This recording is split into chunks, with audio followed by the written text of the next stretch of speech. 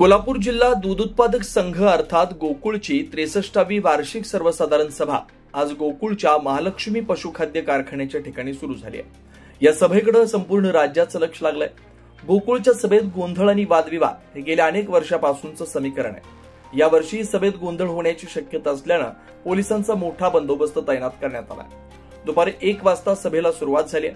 गोकुळचे नवनिर्वाचित चेअरमन नावीद हसन मुश्रीफ यांनी सभेचं उद्घाटन केलं। यावेळी संचालिका शौमिका महाडिक यांनी माध्यमांशी संवाद साधला।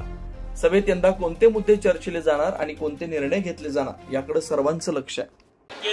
नाही, मी खाली माझ्या सभासदांच्या सोबत बसणार। 4 वर्ष माझ्याकडे कुठलेही अधिकार नसताना, माझ्याकडे कुठलीही सत्ता नसताना जी लोक माझ्याबरोबर माझ्या संघर्षात सोबत राहिले, जे सर्व सभासद, त्या सभासदांच्या हक्कासाठी मी आज त्यांच्यासोबत राहणार आहे। कारण आमचे अजूनही काही अनुत्तरित प्रश्न आहेत जे मागच्या आर्थिक सालावरती आहेत, तेही आम्हाला विचारायचे आहेत। आणि वरती बसलं तर सगळ्याला संमती दिल्यासारखं होईल, मी वारंवार सांगते आणि म्हणून त्यामुळे मी वरती बसणार नाही आहे। नाही, त्यांनी खुर्ची ठेवलेली आहे, त्यांचं कृत्य जे आहे ते स्वागतापर्य आहे। पण मी माझी सुद्धा अडचण सांगितली किंवा माझं जे मत आहे ते मी व्यक्त केलेलं आहे ऑलरेडी।